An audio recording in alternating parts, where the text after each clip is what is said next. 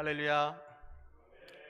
오늘 말씀을 듣는 모든 성도님들 가운데에 주님의 위로와 도우심과 주님의 보호하심이 함께 하시기를 주님 이름으로 축원합니다.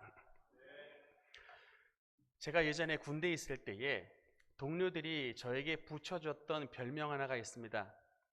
제 꿈이 워낙에 잘 맞아가지고 저에게 기상대라고 하는 별명을 군에서 제 동료들이 저에게 붙여줬어요. 지금도 사실 나라 안팎으로 중요한 일들이 앞두고 있으면 참 정치적인 현안에 대해서 또는 경제적인 일들 또 때로는 여러 환란들에 대해서도 하나님께서 의미 있는 꿈들을 제게 보여주실 때가 있습니다. 최근에 몇 달 전에는 꿈에 뜬금없이 누가 나왔냐면 트럼프 대통령이 나왔어요. 굉장히 글로벌한 꿈을 꿉니다. 트럼프 대통령이 나왔는데 앞에서 트럼프 대통령이 연설을 하고 있는데 갑자기 어떤 여자 한 명이 앞으로 나오더니 그 트럼프 대통령에게 다가가서 얼마나 심하게 꾸짖고 그를 막 궁지에 몰아넣든지 정말 그 트럼프 대통령이 그 궁지에 몰리는 꿈을 몇 달 전에 꿨었습니다. 그래서 제가 그 꿈을 꾸고 나가지고 아마 트럼프 대통령 이번에 대선에서 이기기가 쉽지 않을 것이다 라고 생각을 했는데 100% 확정은 안 났습니다만 거의 지금 바이든으로 확정이 되는 이제 분위기입니다. 사실 여러분 저는 지난 그 1년간의 코로나 그 사태 가운데서도 여러분은 어떻는지 모르지만 저는 특별히 염려를 가지고 보내질 않았습니다. 왜냐하면 하나님이 저에게 코로나가 시작하던 작년 1월 달의 시점에 계시로 꿈을 보여주신 게 있었기 때문에 믿는 바가 있어가지고 저는 사실은 겁을 내지 않았습니다. 꿈속에서 온 세상을 덮는 이 노아의 홍수 같은 큰 환란이 임해가지고 사람들이 그 엄청난 그 홍수에 사람들이 떠밀려 가는데 이게 나중에 물이 어느 정도로 창궐하냐면 홍해바다 같이 물이 어마어마하게 창궐하는데 그 속에 사람들이 다 떠밀려 가고 죽는 모습이 보였는데 그 한가운데에 홍해수가 갈라져 가지고 버스 한 대가 이렇게 쫙 지나가는데 그 버스를 딱 보니까 운전사가 저예요. 제가 그 버스를 몰고 있는데 운전은 제가 하고 있고 그 안에 보니까 우리 능력교회 성도들이 다 타고 있어요. 근데 그 버스 안에 햇살이 찬란하게 비치고 분위기가 너무나도 화기애애하고 환란이 임한 줄 몰랐어요. 저희는 버스 안에서 그냥 화기애애하게 웃으면서 이야기하면서 그렇게 가는데 그 버스는 그렇게 갔지만 저희 이 주변을 보니까 노아의 대홍수 같은 어마어마한 환란이 나는 그런 꿈을 꿔서 이게 대체 무슨 꿈인가라고 봤더니 얼마 안 있다가 코로나 대사태가 나는 것을 보고 그렇지만은 우리가 하나님의 지켜주시는 버스 안에 있기 때문에 우리는 문제가 없겠구나라고 이렇게 안심하고 지냈습니다. 그런데 한 달 전에 특별한 계시가 있는 꿈을 또 꾸었는데 여러분 상황이 바뀌었습니다. 이 개꿈 그냥 이런 꿈하고는 영꿈은 완전 달라요. 정말 그 영화를 보듯이 선명하게 보이는 꿈을 꾸었는데 처음에 여러분 어떤 산이 보였어요. 근데 그 산을 보니까 분화구가 있는데 그 분화구에서 수증기가 이렇게 좀 나와요. 그런데 수증기가 나와도 그렇게 커 보이지 않고 해서 크게 걱정을 하지 않았다가 갑자기 장면이 휙 하고 바뀌더니 갑자기 여러분 로마의 폼페이라고 하는 도시를 전체를 덮었던 게 그 베수비우스라고 하는 그 산에서 폭발했던 화산이었는데 그런 어마어마한 화산이 대규모로 폭발을 하더니 온 세상이 그 화산에 그 나타나는 연기로 말미암아 암흑이 되고 그 화산에서 터지는 그 재가 온 천지간에 덮이는데 사람들이 놀라고 아수라장이 됐습니다.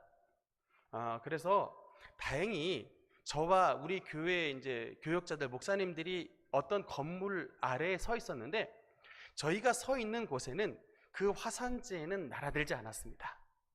그러나 저희가 서 있는 곳조차 다른 데서 떨어지는 그 화산재의 진동과 소음과 충격이 우리가 서 있는 곳에도 그대로 고스란히 전해졌었습니다.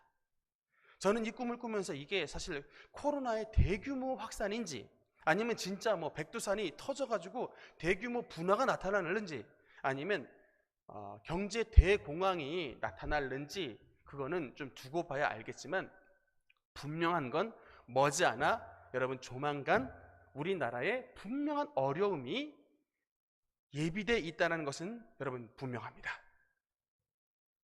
분명히 우리 성도들도 간접적인 영향은 받을 것 같습니다. 혹시 사업을 계획하시는 분 계시면 이때는 어떤 이렇게 확대를 하시는 것보다는 가지고 있는 것을 잘 키핑하는, 보존하는 데에 초점을 두셔야 된다. 저는 여러분께 이렇게 어드바이스를 드릴 수가 있고요. 이렇게 여러분 한치 앞을 내다볼 수 없는 사실 참 불안한 상황 가운데 있습니다. 여러분, 이 상황 가운데 우리가 어떻게 해야 되느냐? 이런 상황 속에도 우리가 오로지 의지할 분은 우리의 만군의 여호와 한 분인 것을 기억해야 되겠습니다. 우리 시편 27편 5절 말씀 한번 같이 읽겠습니다. 시작. 여호와께서 환난 날에 나를 그의 초막 속에 비밀히 지키시고 그의 장막 은밀한 곳에 나를 숨기시며 높은 바위 위에 두시리로다. 아멘. 여러분, 어떤 환난이 와도 우리를 지키시며 어떤 원수가 찾아와도 도무지 그 원수가 닿지 못할 그 높은 곳에, 안전한 곳에 우리를 두시는 분, 그분이 바로 우리가 섬기는 우리 주 예수 그리스도인 것을 믿고 항상 주님만을 의지하고 주님의 도우심을 받는 우리 은혜의 주인공들 되시기를 주님 이름으로 축원합니다.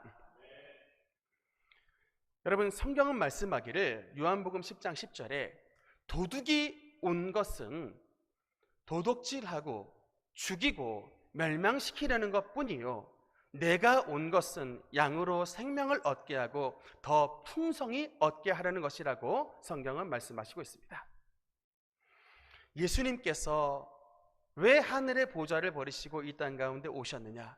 그가 오신 이유는 바로 주님의 양떼인 저와 여러분에게 하나님의 생명을 주시고 저와 여러분에게 하나님 안에 있는 모든 풍성함, 즉 축복된 삶을 살기 위해 예수님께서 이 땅 가운데 오셨다고 주님은 주님의 입으로 분명히 증언하셨습니다. 여러분, 첫사람 아담과 하와에게 나타난 하나님의 모습이 어떠했느냐? 하나님이 그들에게 복을 주시며 그들에게 이르시되 생육하고 번성하여 땅에 충만하라 라고 주님께서 말씀하셨습니다. 아담과 하와가 만났던 첫 번째 하나님의 모습이 뭐라고요? 그들을 축복하시는 하나님이시라고 하는 것입니다. 그러므로 여러분, 우리는 일평생 어떤 믿음의 반석 위에 굳건히 서야 되느냐? 하나님은 좋으신 하나님이라는 사실입니다. 하나님은 저와 여러분을 축복하기를 원하시는 하나님이시라는 것입니다. 하나님은 우리를 혼내시기 위해 불철주야 눈을 번떡거리시는 그런 하나님, 심판의 하나님이 아니라 저와 여러분을 사랑하사 하나님이 가장 사랑하시는 독생자 예수 그리스도를 주시기까지 저와 여러분을 사랑하시는 사랑의 하나님인 것을 기억하시기 바랍니다. 예수 이름을 믿으면 반드시 하나님께서 저와 여러분을 축복하신다는 사실을 여러분 믿어야 되는 것입니다. 히브리서 11장에는 뭐라 말씀하느냐? 믿음이 없이는 하나님을 기쁘시게 하지 못하나니 하나님께 나아가는 자는 반드시 그가 계신 것과 자기를 찾는 자들에게 상 주시는 이심을 믿어야 할지니라. 어떤 하나님이라고요? 하나님을 찾는 자들에게 상 주시는 이심, 축복하시는 하나님인 것을 여러분 기억하시기 바랍니다. 그 하나님의 축복의 말씀을 가장 아름답게 요약한 말씀이 바로 오늘 본문의 말씀입니다. 요한 3서 2절의 말씀입니다. 우리 한번 같이 읽겠습니다. 시작. 사랑하는 자여, 내 영혼이 잘됨 같이 내가 범사에 잘되고 강건하기를 내가 간구하노라. 아멘. 여러분, 이 축복의 말씀은 단순한 사람의 말이 아닙니다. 성령께서 사도 요한을 통해 우리에게 들려주시는 하나님의 음성이요 주님의 소원인 것을 믿으시기 바랍니다. 사랑하는 자여, 하나님은 저와 여러분을 사랑하는 자여로 부르십니다. 사랑하는 자여, 내 영혼이 잘됨 같이 내가 범사에 잘되고 강건하기를 주님께서는 간구하신다고 말씀해 주시는 것입니다. 여러분, 오늘날 우리의 인류의 모습은 하나님께서 지으신 본래의 모습이 아닙니다.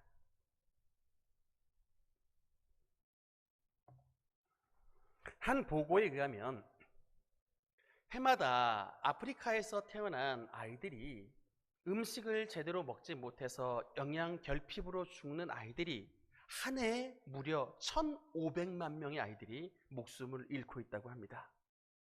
온 세상에 가난과 궁핍이 꽉 들어차 있습니다.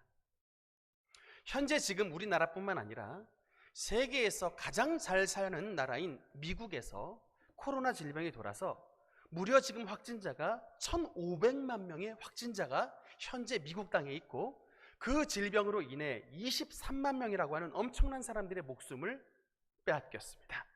현재 지금 질병과 재난이 온 세상에 가득합니다. 그런데 하나님께서는 우리에게 증언하시기를 이 세상을 지으셨던 원 모습이 지금처럼 가난과 질병과 궁핍과 다툼과 분열과 전쟁과 온갖 재앙이 가득한 이런 세상으로 하나님께서 지으신 것이 아니라고 주님은 성경에 말씀하시고 있습니다. 하나님께서 말씀하신 본래의 모습은 뭐냐? 에덴입니다. 하나님께서 우리에게 주시고자 하는 본래 모습은 뭐라고요? 에덴의 축복입니다.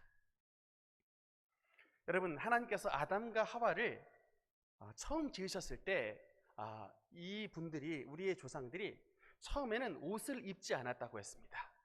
여러분, 만약에 하나님께서 지금 이런 에덴 동산을 이런 날씨를 만드셨다면 아담과 하와가 옷을 안 입고 이 눈 내리는 날에 어떻게 살 수 있겠습니까? 옷을 입지 않았다라는 뜻은 뭐예요? 어떤 더위와 추위도 없는 가장 완벽한 기후를 하나님께서 그 에덴에 주셨다라는 것입니다. 뿐만 아니라 여러분, 곳곳에 얼마나 하나님의 진귀한 보석들이 있든지 창세기 2장에 보면 호마노가 있었다. 가장 진귀한 보석의 이름이거든요. 또 베델리엄이 있었다. 여러분, 여자들 가짜 말고 진짜 진주 좋아하시죠? 이게 특급 진주의 이름이 베델리엄입니다. 그리고 그 땅에는 금이 있는데 자세히 보면 순금, 정금이 있다고 했어요. 지금 캐는 금들은요, 여러분 99%의 돌덩이고 1%의 금이 섞여 있는 굉장히 원석 금들을 캐게끔 돼 있습니다. 그런데 하나님께서 에덴에 두셨던 그 금은 금덩어리예요. 순금을 두셨다라고 알고 있습니다. 곳곳에 하나님의 진귀한 보석이 있는 곳, 그런 풍성함과 부요가 넘치는 땅이 바로 에덴이었다는 것입니다. 하나님께서 에덴 동산에 우리의 첫 조상들을 두셨다는 뜻이에요. 하나님께서 또한 사람을 지으셨을 땐 우리 지금 어르신 성도님들 그 얼굴에 있는 이런 주름이나 또는 검버섯이나 이런 잡티들 얼굴에 만들지 않으셨고요. 늙음이란 것 자체가 없는, 질병이란 것 자체가 없는, 장애라는 것 자체가 없는, 죽음이란 것이 없는 정말로 완벽한 건강한 몸으로 주님께서 만드셨다는 것입니다. 여러분, 특별히 하나님께서 주님께서 직접 흙을 만져서 사람을 만드셨다 했으니 완벽하신 하나님이 흙을 빚어 사람을 만드셨을 때 그 아담과 하와가 얼마나 외형이 아름답고 예뻤겠습니까? 아담이 그러니까 하와를 보고서 어떻게 하죠? 이는 내 뼈 중에 뼈요, 내 살 중에 살이라. 너무 아름다우니까 노래가 절로 나와버리는 것입니다. 너무 예쁘니까. 그런데다가 하나님께서 이들을 얼마나 지혜롭게 만드셨느냐? 여러분, 세상에 있는 동물의 종은 최소 300만 종 이상이 있다고 하는데 이 300만 종의 이상의 동물을 아담이 보자마자 그 이름을, 특징을 뽑아서 이름을 지어냅니다. 아담에게 뭐가 있다는 얘기예요? 어마어마한 추상력, 또 그 이름을, 특징을 지어버릴 만큼 그 창조력이 있었고, 그 자기가 불렀던 동물들의 이름을 그대로 다 기억할 정도로 어마어마한 암기력이 하나님께서 아담에게 주셨던 지혜였던 것입니다. 어릴 때 생각해보면 우리 할머니가 제 이름을 부를 때 한 번에 부른 적이 없어요. 보은아, 지은아, 충은아 이렇게 3번 부르고 나서 저를 불렀다고요.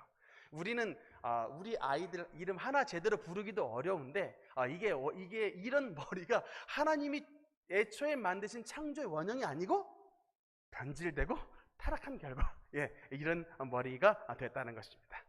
여러분, 그래서 우리가 하나님의 축복 안에 거하는 삶이 되기 위해서는 우리가 첫 번째로 통과해야 되는 관문이 뭐냐? 저와 여러분의 영혼이 잘 되어야 되는 것입니다. 여러분, 오늘 본문에도 말씀하시지만 내 영혼이 잘됨 같이라고 말씀을 합니다. 여러분, 많은 성도들이 우선적으로 어떤 복을 받고 싶어 하느냐? 현실의 복부터 받고 싶어 합니다. 아마 소원을 적어내세요 라고 아마 제가 종이 쪽지를 돌린다면 우리 성도님들의 절반이 같은 제목일 것입니다. 하나님, 로또 한 장 되게 해주세요. 로또 당첨 좀 되게 해주세요 라는 제목을 아마 절반이 써낼 겁니다. 부자 되게 해주세요. 또 뭐 건강하게 해주세요. 여러분, 물론 이 부욕해 되는 은혜, 또 건강케 되는 축복, 이거 다 하나님이 주신 축복 맞습니다. 그런데 성경은 우리에게 하나님의 축복을 주실 때 우선순위를 분명하게 정해놓으셨다는 사실을 기억해 주시기 바랍니다. 내 영혼이 잘됨 같이 이 영혼이 잘되는 관문을 통과하는 자가 하나님 앞에 범사가 잘되고 강건함의 은혜를 누리게 되게 되는 것입니다. 왜 그러느냐? 이 세상에 재앙을 가져온 망그러뜨린 그 근본 원인자가 바로 죄 때문이라고 하는 것입니다. 여러분, 하나님께서 죄를 미워하시는데 왜 죄를 미워하실까? 죄는 하나님의 원형상을 파괴하기 때문에 그렇습니다. 하나님은 생명을 주셨는데 죄는 사망을 가져옵니다. 하나님은 우리에게 건강을 주셨는데 죄는 질병을 가져옵니다. 하나님은 우리에게 부여의 축복을 주셨는데 죄가 들어가는 곳에 가난해지고 저주가 나타납니다. 그래서 하나님은 죄를 미워하시는 거예요. 여러분, 아담과 하와가 선악과 범죄를 저질렀을 때 세상에는 3대 재앙이 임했습니다. 죽음이 없는 이 세상에 죽음이 들어왔어요. 하나님께서 그들을 늙도록 하지 않고 질병을 안 주셨는데 죄를 지었을 때 너는 흙이니 흙으로 돌아가라고 선포하셨습니다. 여러분, 이게 바로 질병의 출발이에요. 너는 흙이니 흙으로 돌아가라. 이 주님의 말씀이 바로 질병의 출발입니다. 우리의 이 멀쩡한 몸이 진흙으로 돌아가기 위하여 만들어진 그 악한 것이 바로 질병입니다. 그리고 그 풍성한 에덴 동산에서 쫓겨나니 이제는 경작해야만, 땀 흘려야만 먹고 살 수 있는 이런 부족, 가난, 저주에 몰리게 됩니다. 그것을 상징하는 것이 바로 가시와 엉겅퀴입니다. 여러분, 전쟁이 왜 납니까? 죄와의 부족으로 나타나는 거예요. 남의 것을 뺏지 않고는 내가 부자가 안 되니까 전쟁이 나는 겁니다. 에덴은 잃어버린 결과에 이 세상에 전쟁이 나타난 것입니다. 풍성하면 싸울 일이 없어요. 여러분, 풍성하게 반찬이 있는데 싸우겠습니까? 모자라니까 서로 먹겠다고 싸우는 거잖아요. 에덴을 잃어버린 결과 세상에 전쟁이 나타난 것입니다. 에덴을 잃어버린 결과 사망이 나타나고, 에덴을 잃어버린 결과 죽음이 나타나고, 질병이 나타나고, 가난과 저주와 형벌이 나타난 것입니다. 그만큼 여러분, 죄라는 게 무섭습니다. 사실 우리가 참 죄를 지을 때 담대한데 각오해야 됩니다. 죄를 지으면 하나님께서 창조하신 여러분의 가정이 파괴가 될 수 있습니다. 죄를 지으면 하나님의 형상대로 여러분이 지음받은 여러분의 육체가 질병이 침투할 수가 있습니다. 죄를 지으면 우리의 공동체가 파괴가 될 수 있습니다. 각오하셔야 되는 거예요. 여러분, 그래서 우리가 하나님 앞에 이 영혼이 잘 되는 축복을 받기 위해서는 우리의 영혼의 죄부터 회개해야 됩니다. 아담과 하와가 선악과를 따먹은 동기가 무엇입니까? 아담과 하와가 선악과를 따먹은 동기는 배고파서 따먹은 게 아니에요. 뱀이 꼬드겼습니다. 너가 이 선악과를 먹는 날에는 너의 눈이 밝아져 하나님같이 되리라. 이 꼬드김에 넘어갔습니다. 어떤 죄를 저질렀느냐? 하나님 없이 내가 살겠다, 내가 하나님의 자리에 올라가겠다라고 하는 교만과 반역의 죄. 이것이 바로 온 인류에게 드려진 첫 번째 근본적인 죄입니다. 여러분, 그래서 우리가 하나님 앞에 하나님의 축복을 누리기 위해서 가장 먼저 통과해야 되는 관문은 하나님 앞에 이런 탐심과 교만의 죄를 없애야 되는 것입니다. 제가 여러분에게 누누이 강조합니다. 하나님께서 가장 싫어하시는 죄는 여러분 우상숭배의 죄입니다. 그 우상숭배의 죄는 10계명으로 비춰봤을 때 제1계명과 제2계명은 하나님만 섬기고 우상을 섬기지 말라라고 말했습니다. 심지어 여러분 사람을 죽이는 살인하지 말라라는 계명은 6계명입니다. 간음하지 말라라고 하는 건 7계명입니다. 이건 우선순위로 나와 있는 것입니다. 그래서 하나님 앞에는 우리가 사람을 죽이고 간음하는 죄보다 우상 숭배하고 하나님을 섬기지 않는 죄가 더욱더 큰 죄인 것입니다. 그래서 우리는 무엇보다 하나님 앞에 우리의 영혼이 더욱더 잘되고 회복되기 위하여 우리 속에 있는 더러운 우상과 악한 조상 숭배의 죄악들을 하나님 앞에 물리쳐버리고 오직 하나님만을 섬기는 저와 여러분이 되어야 되는 것입니다.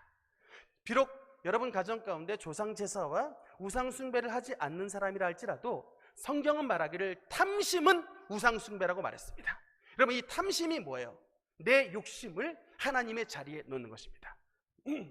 하나님의 자리에 물질을 놓고 하나님의 자리에 나의 높아짐을 놓고 그런 모든 탐심의 죄가 바로 우상 숭배의 죄라고 성경은 말씀하시고 있으니 우리의 영혼이 더욱더 잘되기 위하여 하나님 앞에 우리의 심령을 십자가에 못 박고 주님 앞에 겸손하고 주님 앞에 순종하는 저와 여러분의 삶이 되시기를 주님 이름으로 축원합니다. 두 번째로 하나님께서 우리에게 주신 축복은 범사에 잘되는 축복입니다. 여러분 저는 그 주의 종으로 부름을 받기 전에 참 그 깊은 그 방황의 시절을 보냈습니다. 지금 저희 형님이 여기 이제 예배 함께 드리고 있지만 형님이 제 증인입니다. 제가 20살 때 대학부 수련회를 그 대구에 있는 경북대학에서 했었는데 그 경북대학을 가는 기차 속에 제가 솔직히 우리 형님한테 고백했습니다. 형님, 나는 하나님이 살아계시는 것을 도무지 못 믿겠어. 이렇게 고백을 했었습니다. 여러분 저는 모태신앙 가정 가운데 태어난 사람입니다. 원래 지금 우리 초등부 아이들처럼 교회에서 하는 행사는 하나도 빠진 적이 없는 사람입니다.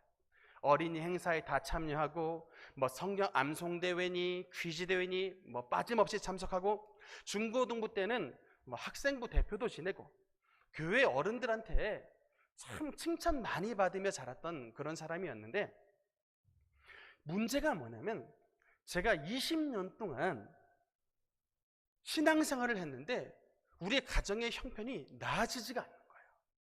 제가 우리 중고등학교 때 전교 학생 회장이었습니다. 그리고 남들이 저를 봐도 제가 그렇게 가난한 집에서 사는 사람처럼 보이지가 않는데요. 제 이 허우대가 돈 좀 있는 사람처럼 보인답니다. 제가 군대에 있을 때 또 하나의 별명이 뭐였냐면 노량진의 3대 갑부였습니다. 돈을 참 잘 썼나 봐요. 왜 제 별명이 노량진의 3대 갑부라고도 붙여졌는지 모르겠지만 하여튼 군대에 있던 친구들에 비해서 돈이 많았나 봅니다. 근데 제가 이렇게 겉으로 보기에는 돈이 없는 가정에서 사는 것처럼 보이지 않는데 제가 우리 집에 친구들을 데리고 오면은 그 다음부터 우리 집에 왔다 갔던 친구들의 얼굴 표정이 다 바뀌는 거예요. 아이고 이런 허름한 집에 우리 반장이 우리 회장이 살았구나. 제가 우리 원로 목사님 만났을 때 제가 목사님을 항상 좀 이렇게 피해 당겼습니다. 제일 처음에. 왜 그랬냐면 항상 목사님이 저만 보면 제일 먼저 물었던 질문이 뭐냐면 야 니네 집 몇 평이야? 이 질문을 하는 거예요. 남의 속도 모르고 니네 집 몇 평이냐고 맨날 물어봐요. 맨날 대답 안 하고 또 딴 데 슬쩍 피하고 막 그랬는데 당시에 우리 5식구가 14평 아파트에 14평도 안 되는 것 같아요. 하여튼 진짜 조그마한 임대 아파트에 그 등치들이 큰 저희들이 그렇게 살고 있었다고요. 제가 어지간하면 항상 집에 늦게 들어오곤 했는데 왜 그랬냐면 집에 가도 공부할 책장이 놓는 공간이 없어요. 그냥 잠자기 바빴습니다. 진짜 참 한심한 집이었는데 참 제가 그렇게 20년을 하나님을 믿었는데 제 마음속에 회의가 드는 거예요. 하나님, 제가 그렇게 20년 동안 하나님을 섬겼는데 우리 집 모양 좀 보세요, 주님. 아니 이런데 하나님은 전능하십니다. 이런 말이 제가 어떻게 나오겠습니까? 하나님 앞에 항상 항변하는 기도를 주님 앞에 드렸습니다. 근데 제가 참 이게 2001년도에 은혜를 받고서 하나님께서 우리 가정을 고치시는데 제일 먼저 주셨던, 우리 아버지가 이제 그 목사님 그 34단에서 있었던 군부대 집회에 참여해서 이제 은혜를 받고 도박을 끊고 이제 새 사람으로 변화가 됐는데, 그때 하나님께서 우리 가정에게 주셨던 첫 번째 축복이 뭐냐면, 내가 이 가정 가운데 반드시 물질의 축복을 부어주리라. 반드시 내가 이 가정 가운데 물질의 축복을 부어주는데, 목사님이 뭐라고 말씀하실 정도였냐면, 충은이네 집이 이제 물질의 축복을 안 받으면 내가 손에 장을 지신다 라고 말할 정도로 너무나도 확실하게 말씀을 하시는 거예요. 저는 그 응답을 받고 군대를 갔는데, 군대를 제대했더니 우리 집 주소가 바뀌었습니다. 항상 임대 아파트에 갔었는데 갑자기 집 주소가 바뀌었어요. 그 집 주소가 물론 홍자동이었지만 일평생 처음으로 저희 아버지의 이름으로 된, 집주인 서동철 이름이 등기가 된 그 집으로 이사를 했을 때 제가 얼마나 감격에 눈물을 흘렸는지 모릅니다. 하나님이 진짜 우리 가정을 사랑하시고 물질의 축복을 부어주시는구나. 여러분, 이 물질의 축복은 하나님의 약속입니다. 창세기 31장에 보면 야곱의 이야기가 나와요. 야곱이 자기의 외삼촌 라반의 집에 가서 그 양을 치는데 14년간은 그 두 부인을 얻기 위해서 공짜로 일을 했습니다.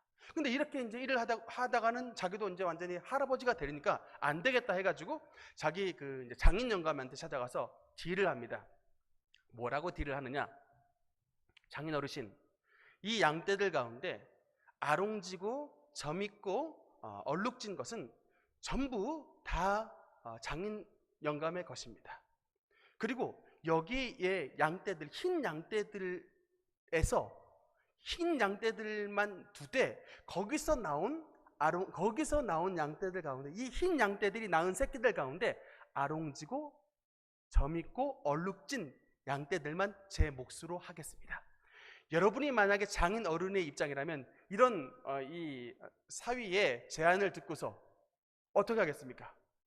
옳다구나 하죠. 야, 제가 이게 꽤 많은 놈인 줄 알았더니 아주 머리가 진짜 안 돌아가는 놈이구나 하고 옳다구나 라반이 이제 그 제안을 찬성했는데, 이러고 나서 여러분 야곱이 어떻게 조치를 했느냐? 그 성경에 보니까 버드나무와 살구나무와 신풍나무가, 이게 이제 푸른 나무가지가 있는 이 나무들을 베어 와가지고 그 껍질을 벗겨서 껍질을 흰 무늬를 내 가지고 특히 이제 건실한 양들이 새끼를 뵐 때에 이 얼룩덜룩한 모양을 보게끔 해가지고 새끼를 베게 하니 흰 양들이 새끼를 낳았는데 희한하게 새끼들이 다 뭐예요? 흰 것을 낳은 게 아니라 얼룩이들을 낳아서 결국에는 실한 놈들은 죄다 얼룩이고 비실비실한 것은 다 흰 양이고 해서, 야, 이게 야곱이 거부가 되었다라는 이 말씀이 성경 가운데 나타나 있습니다. 여러분, 아마 성경을 이렇게 믿음으로 보지 않는 분들은 이런 신화 같은 얘기가 어디 있느냐?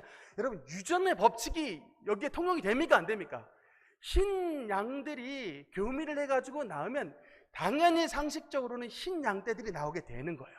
그런데 여러분, 우리가 예수 그리스도의 십자가를 바라보고 믿음으로 나가면 하나님께서 뭐를 말씀하시는 거예요? 이런 현상 가운데 있는 유전의 법칙조차도 하나님께서 꺾어버리시고 우리의 유전자를 바꿔주셔서 그 흰 양들이 낳은 새끼들이 튼튼한 얼룩이들이 새끼를 베게 하는 놀라운 축복을 주신다라고 하나님은 성경 가운데 나타나 있는 것입니다. 상식적으로는 우리는 가난할 수밖에 없고 상식적으로는 안 될 수밖에 없지만, 예수 그리스도의 십자가를 바라보는 자들은 하나님께서 우리의 유전자도 바꾸시고 우리의 환경도 바꾸시고 우리의 때도 바꿔주셔서 하나님의 능력으로 말미암아 저와 여러분을 부욕해 주신 하나님의 은혜를 허락해 주시는 것입니다. 주 예수의 은혜를 너희가 알거니와 부유하신 자로서 너희를 위하여 가난하게 되심은 그의 가난하심으로 말미암아 너희로 부욕해 하려 하심이라.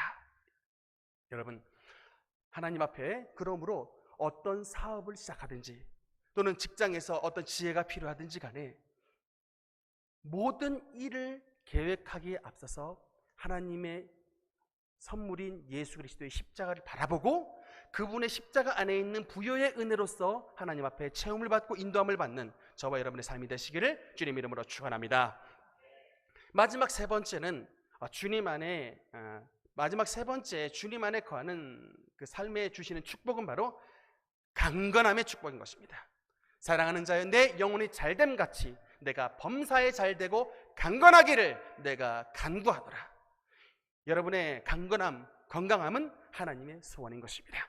여러분, 예수님께서 이 땅 가운데 3년 반의 공생애를 사셨는데 이 3년 반의 공생애 가운데 예수님의 시간 3분의 1을 병자를 치료하신 데 쓰신 것입니다. 예수님께서 얼마나 질병을 미워하시고 또한 병자를 긍휼히 여기시는 것을 성경을 통해 우리는 분명히 깨달을 수가 있게 되는 것입니다. 최근에 제가 참 은혜로운 간증 하나를 들었는데 고성준 목사님이라는 이 분의 간증입니다. 이분의 이력이 참 화려해요.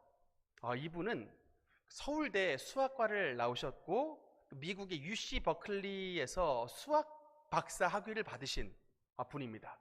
제가 제 주변에는 김옥화 집사님 말고는 수학을 좋아하시는 분을 제가 본 적이 없는데 이분은 수학이 너무나도 쉬우셨답니다. 서울대 수학과를 나오고 이 미국에서 수학 박사 학위를 받을 정도로. 근데 보니까 이것도 좀 유전자가 있었어요. 왜냐하면 이 고성준 목사님의 아버지가 서울대 수학과 교수님이었답니다. 그래서 자식이 혹여 공부를 너무 못하면 너무 자식 탓만 하지 마시고 여러분의 머리도 한번 되돌아보는 것이 좀 어떤가라고 저도 좀 생각을 하게 됐었는데,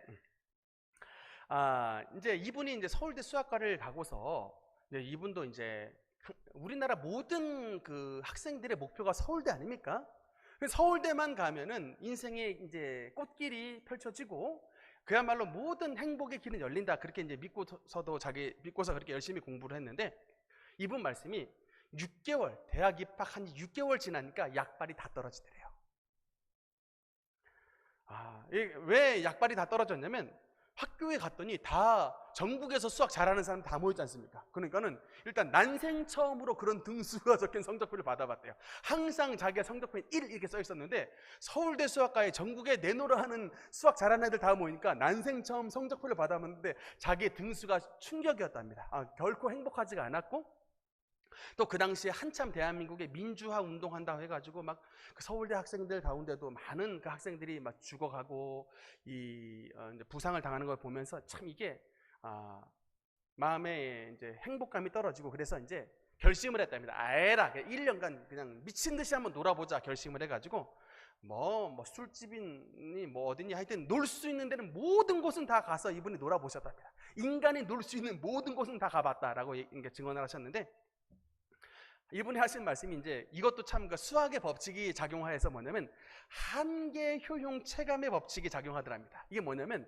그러니까 자극을 그냥 똑같이 주면 항상 이게 처음에는 재미있던 것도 재미없어져 버린 거예요. 그러니까 항상 자극을 더 줘야지만이 이게 재미있지. 그러니까 인간이 항상 이게 자극을 더 필요한, 그래서 결국에는 모든 게 재미없어져 버리는 이런 것을 체험을 했는데 그러다가 이분이 이제 대학에서 전도를 받아가지고 하나님을 믿게 됐는데 원래 모태신앙의 가정 가운데 있는데도 교회는 잘 안 갔다가 그 한 대학 선배의 전도를 받고 집에 가서 무릎을 꿇고 하나님 앞에 기도하는데 그냥 하나님 앞에 무릎 꿇고 기도하는 그때 하나님을 만났대요.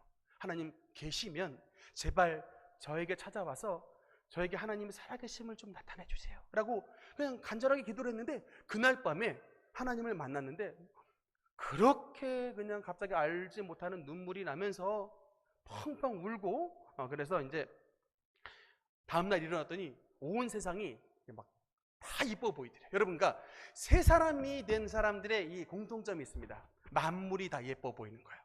그러니까 새소리도 예쁘고 꽃도 있고 이쁘고 바위도 이쁘고 세상이 다 예뻐 보이는 겁니다. 그러니까 여러분, 지금 여러분이 봤을 때 세상이 예뻐 보이는 사람은 성령 충만한 사람이요. 근데 여러분 지금 딱 봤을 때 세상이 그냥 꼴이 사나워 버리고 세상이 그냥 못 살 것 같은 세상이 되면 여러분 마음 심령에 고장이 난 사람입니다.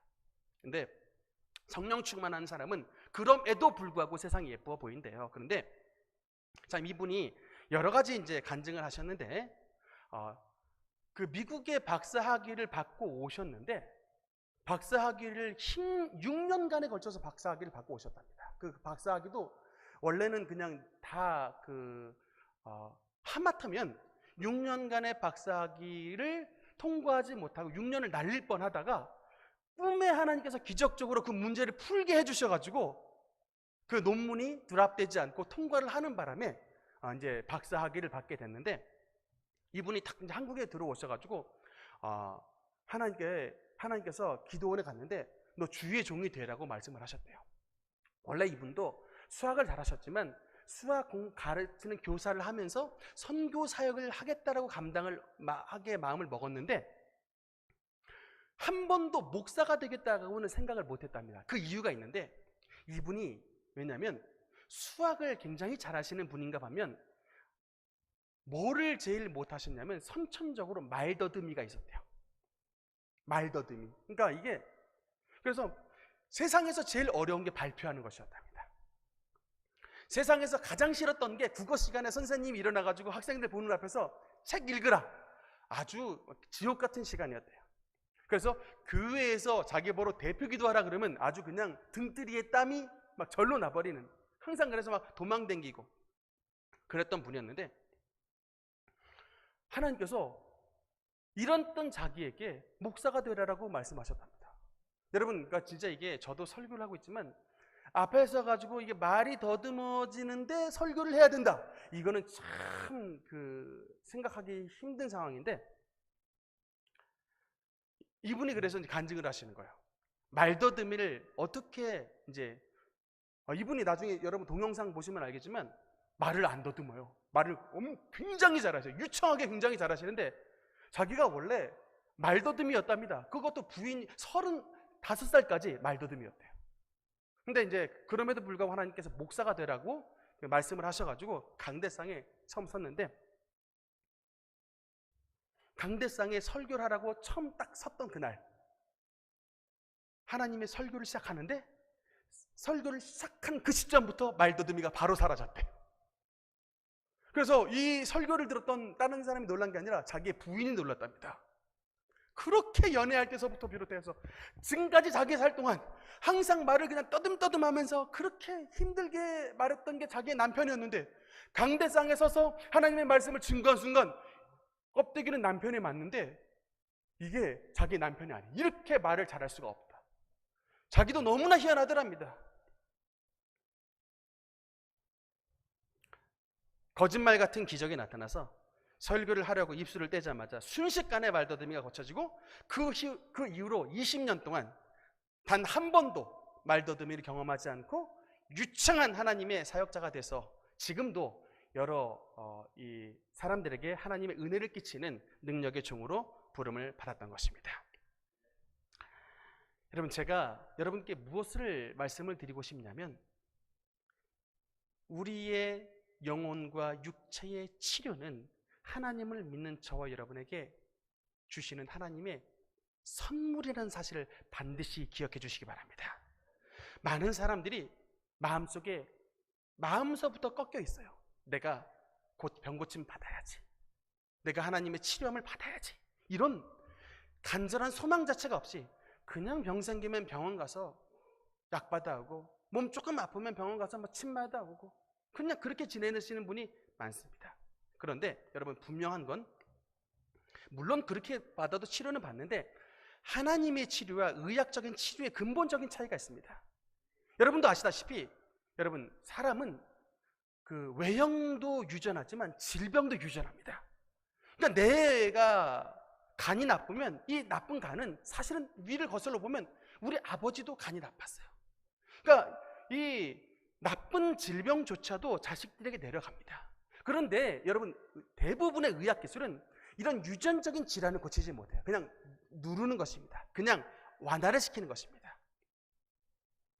비유컨대 집안에 거미줄이 쳐 있는데 그 쳐져 있는 거미줄을 없애는 정도의 치료입니다. 그러나 여러분, 하나님의 치료는 거미줄만 없애는 것이 아니라 이 거미줄을 생기게 만드는 이 거미라고 하는 놈을 잡아 태우는 역사가 바로 하나님의 역사인 것입니다. 하나님 앞에 치료를 받으면 저와 여러분의 말씀드렸죠. 우리의 유전의 형질을 바꿔버리신다고요. 우리의 육체를 바꿔버리시는 것입니다. 그래서 이 간염이 가족의 내력 가운데 있는 그 집안에 하나님의 치료 역사가 나타나면 간이 치료함을 받는데 그냥 간만 치료함을 받는 것이 아니라 가족력까지 없어져 버리는 하나님께서 근본적인 치료를 우리에게 허락해 주시는 것입니다. 이것이 바로 근본적인 치료의 차이인 것입니다. 하나님은 우리의 영혼도 치료하실 뿐만 아니라 우리 가게에 흐르는 이런 질병의 유전, 배에 따른 저주까지도 하나님의 능력으로, 성령의 권능으로, 불같은 능력으로 완전히 소멸해버리고 우리 가정을 축복의 가정으로, 건강한 가정으로, 하나님의 기름이 강같이 흐르는 가정으로 바꿔주시는 치료의 은혜가 우리 주님 앞에 있는 것입니다. 이런 주님을 믿으시라고요.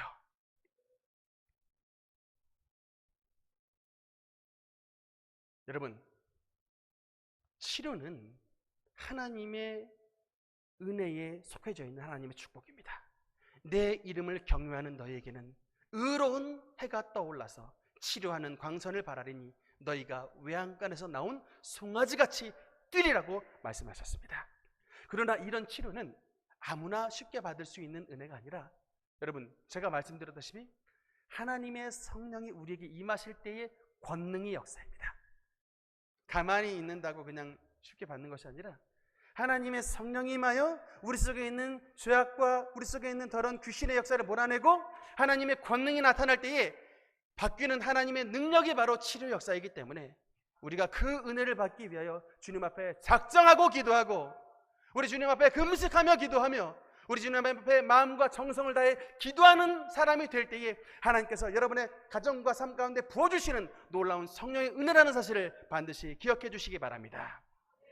말씀의 결론을 맺겠습니다. 여러분, 예수 그리스도의 십자가가 무엇입니까? 우리가 주님의 십자가를 바라볼 때에 하나님의 축복과 내 영혼이 잘되고 범사에 잘되며 강건한 은혜가 바로 예수 그리스도의 십자가 안에 들어있는 사실을 기억해 주시기 바랍니다. 예수님께서 십자가에 달리셨을 때 주님의 머리는 가시면류관을 쓰셨습니다. 여러분, 이 가시가 뜻하는 바가 뭐랬죠? 아담과 하와가 범죄했을 때 이 세상에는 가시와 엉겅퀴가 나타났습니다. 바로 가난과 저주를 상징하는 것입니다. 그 예수님께서 십자가에 달렸을 때에 가시면류관을 쓰셨다라고 하는 것은 저와 여러분이 이 세상에서 겪어야 되는 모든 가난과 환경의 저주를 예수님께서 십자가에서 죽으심으로 말미암아 대속해 주셨다라고 하는 사실을 분명하게 보여주시고 있는 것입니다. 또 예수님의 등허리를 보면 39대에 맞으신 채찍의 자국이 있습니다. 여러분, 이 39대의 채찍의 자국은 주님께서 그냥 맞으신 것이 아니라 그가 찔림은 우리의 허물을 인하며 그가 상함은 우리의 죄악을 인함이라. 그가 징계를 받음으로 우리가 평화를 누리고 그가 채찍에 맞음으로 우리는 나음을 입었도다. 예수의 39대의 채찍으로 말미암아 저와 여러분의 영혼과 육신에 박힌 악한 질병을 주님께서 대속하시기 위하여 대신 고통을 당하신 십자가의 보혈인 것을 믿으시기 바랍니다. 그 주님의 십자가를 바라볼 때 예수의 치료의 은혜가 우리의 심령 가운데 강물같이 흐르게 되게 되는 것입니다. 예수님은 저와 여러분을 건지시기 위하여 그 십자가에서 지옥의 고통을 당하셨습니다. 엘리 엘리 라마 사박다니, 나의 하나님 어찌하여 나를 버리셨나이까. 저와 여러분에게 얽힌 이 죽음과 이 저주를 주님께서 속량하시기 위하여 주님의 귀한 생명을 버려 십자가의 죽으심으로 말미암아 우리의 생명을 건져내어 주시고 저와 여러분을 하나님의 축복된 아들과 딸로 바꿔주신 생명의 십자가라는 사실을 반드시 기억해 주시기 바랍니다. 우리가 그러므로 하나님의 축복 안에 거하는 삶이 되기 위하여 여러분, 지금 여러분의 처소에서 무릎 꿇어 우리를 위해 보혈을 흘리신 예수 그리스도의 십자가를 우리 마음속에 새겨야 되는 것입니다. 여러분의 모든 기도의 출발점은 바로 예수 그리스도의 십자가인 것입니다. 십자가를 통하지 않는 기도는 거짓입니다. 여러분, 십자가를 통하지 않는 축복은 거짓입니다. 오직 예수 그리스도의 십자가를 통해야만이 우리의 심령이 주님 안에서 겸손해질 수 있고 우리의 심령이 예수님 안에서 하나님의 사람으로 변화가 될 수 있게 되는 것입니다. 예수의 십자가를 통과한 사람은 교만하지 않습니다. 왜냐하면 예수님께서 얼마나 저와 여러분을 사랑하셔서 우리를 지옥에서 건져내기 위해 어떤 대가를 치르신 것을 알기 때문에 예수의 십자가를 바라보는 사람은 교만하지 않습니다. 예수의 십자가를 날마다 의지하는 사람은 주님 앞에 순종하는 사람이 되게 되는 것입니다. 우리가 십자가를 바라보지 아니하고 자꾸 세상 바라보고 욕심 바라보고 내 정욕과 탐심을 쫓아가기 때문에 예수님을 믿는 사람들조차 이 세상에서 주님의 빛과 소금을 나타내지 못하고 있습니다만, 주님의 십자가를 바라보고 날마다 십자가의 능력을 힘입은 사람은 예수님처럼 겸손하고 예수님처럼 순종하며 예수님처럼 하나님의 길로만 걸어가는 사람으로 살 수 있게 되게 되는 것입니다. 우리 사랑하는 능력교회 모든 성도님들, 하나님은 저와 여러분의 삶을 축복하기를 원하십니다. 내 영혼이 잘됨 같이 내가 범사에 잘되고 내가 강건하기를 주님은 간구하신다고 했습니다. 우리의 부요함과 우리의 건강함은 주님의 소원입니다. 그 은혜를 주님께서는 주시길 원하십니다. 그 주님의 보물 창고가 지금 대기되어 있습니다. 우리가 주님의 십자가를 바라보는 순간 그 십자가를 의지하고 나를 쳐서 주님의 십자가 앞에 복종하며 우리 속에 있는 모든 죄들을 회개하여 몰아내버리고 우리 속에 있는 모든 우상들, 악한 탐심들 몰아내버리고 하나님의 능력으로 체험을 받으면 반드시 예수님의 부유함과 예수님의 신령한 치료의 축복과 주님의 생명 넘치는 은혜가 여러분의 삶과 가정 가운데 충만하게 채워주실 것입니다. 그 은혜를 받은 그날까지 주님 앞으로 더욱더 믿음으로 전심전력하시며 하나님을 만나는 그날까지 믿음으로 승리하시는 우리 모든 능력의 권속들 되시기를 주님 이름으로 축원합니다.